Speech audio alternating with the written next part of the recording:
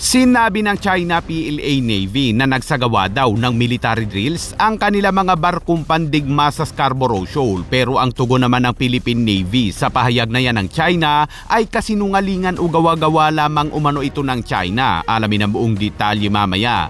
At nanawagan naman ng Amerika sa mga bansa sa Asia na palakasin o i-upgrade na ang kanilang mga sandata at depensa dahil sa tumataas umano na banta ng China. At sa ibang balita, isa na namang barko ng China ang nagpaikot-ikot sa mga karagatan ng bansa na dati nang sinabi ng Amerika na bantayang mabuti ang barkong ito dahil isa umano ito sa espiya ng China na target ang mga undersea cable sa rehiyon. Kaya't para malaman ang buong detalye ay tumutok at makinig na mabuti. Nila ako nakipagsagutan. Dahil ang tanong nila, pabalagbag, Lalaban tayo. Hindi tayo papayag na api-apihin.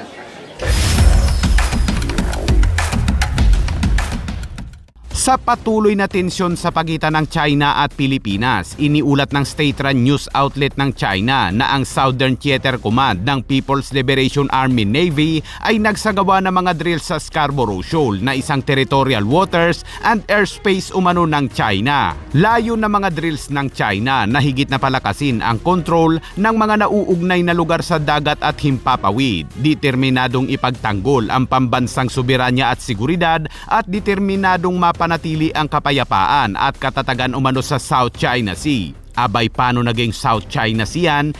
Bahagi ng Philippine Sea ang Scarborough Shoal. Ang Scarborough Shoal ay isang mabatong islet na pag-aari ng Pilipinas na matatagpuan 220 kilometers o 119 miles mula sa kanluran ng Luzon at tradisyonal na lugar na pangingisda ng Pilipinas, ngunit inagaw ng China ang teritoryo mula sa Pilipinas noong 2012. Pero ayon sa Philippine Navy, ang ibinalita ng China na nagsagawa sila ng military drills sa Scarborough Shoal ay isa umanong kasinungalingan dahil wala umanong na-detect ang Philippine Navy na mga military activity sa Scarborough Shoal.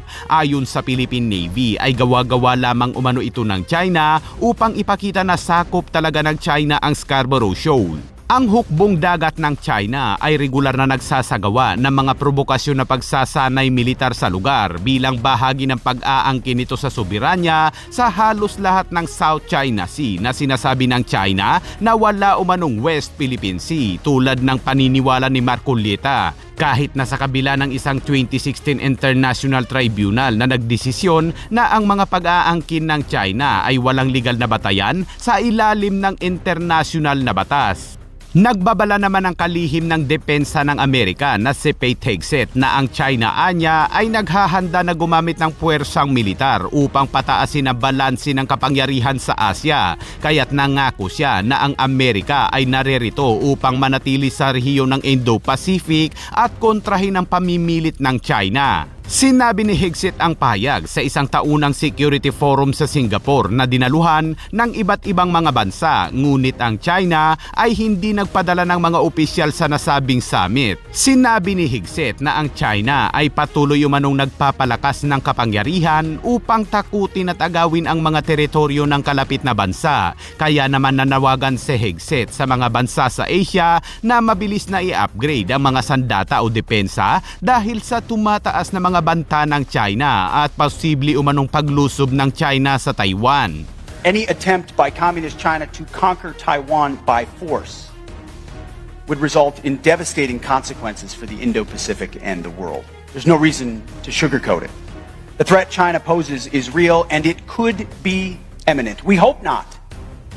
Pagtitibayin naman ng Amerika at Pilipinas ang bilateral habang may ilang reporters din umano ang China na nagtanong ng mga balagbag kay DND Secretary Gilberto Teodoro sa isinagawang summit. Ngunit ayon pa kay Secretary Teodoro, sa mga kababayan natin, nandito po tayo ngayon sa Singapore sa Shangri-La Dialogue kung saan nagmi-meeting ang mga defense ministers at saka mga chiefs of staff ng buong mundo.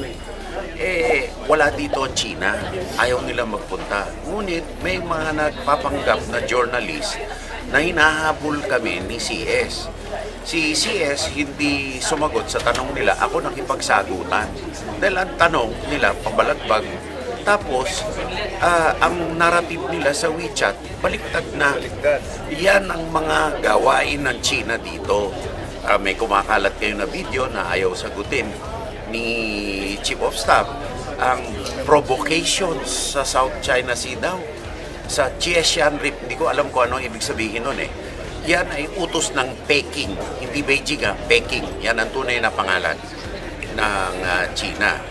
At imbis na magpadala sila ng Defense Minister, nagpapadala sila ng mga bata na nagpapanggap na journalist, na ahente ng intelligence nila na nagtatanong na balagbag tapos binabaliktad ang video. Ako, no ako tinanong, nakipagsagutan ako na matagal. Dahil tinanong nila sa akin kung tayo daw ay proxy lang ng Amerika. Sabi ko, hindi tayo proxy. Natural, Pilipino tayo eh. Pero sila magnanakaw ng teritoryo.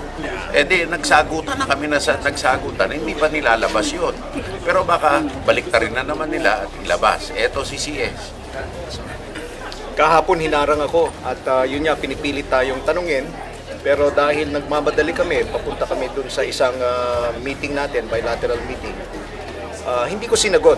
But then later on, naglabas sila sa WeChat, binaliktad nila yung istorya na umiiwas daw tayo sa mga tanong nila about West Philippine Sea, at yun nga ang paratang nila na tayo daw yung nag-infiltrate or nag-encroach, pumapasok dun sa teritoryo nila.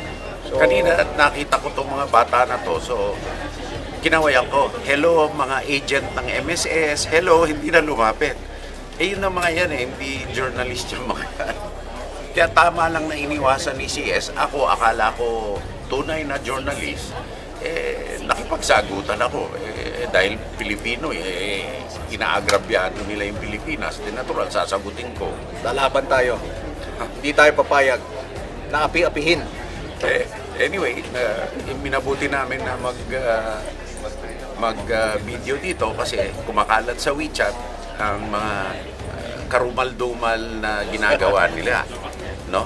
Ganyang kababaw mag-isip itong China, imbis na mag-engage, binabastos ang mga proseso na ganito.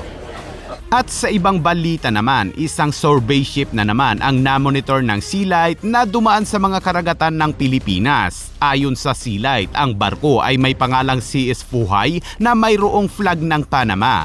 Pero ang nagpapatakbo umano ng nasabing barko ay ang China. Sa monitoring ng Sea Light ay nakitang nagmula sa China ang barko at pumasok ito sa Batangas patungo sa Masbate, Albay, Philippine Sea at ngayon ay nasa Ilocos na. Ang CS Fuhay ay pinapatakbo ng kumpanyang submarine system na dati nang sinabi ng mga opisyal ng Amerika na mag-ingat sa mga barkong ito at imonitor ng mabuti dahil target umano nito ang mga undersea cable tulad ng mga cable ng Google, Meta, Globe Telecom at iba pa na maaaring ilagay sa panganib ang seguridad at commercial at military data. Sinabi din ng mga opisyal ng Amerika na ang barko kung minsan ay mahirap umanong madetect dahil nagpapatay umano ito ng AIS at sa ngayon ay wala pang tugon ng Philippine Coast Guard tungkol sa nasabing barko na paikot-ikot sa mga karagatan ng bansa.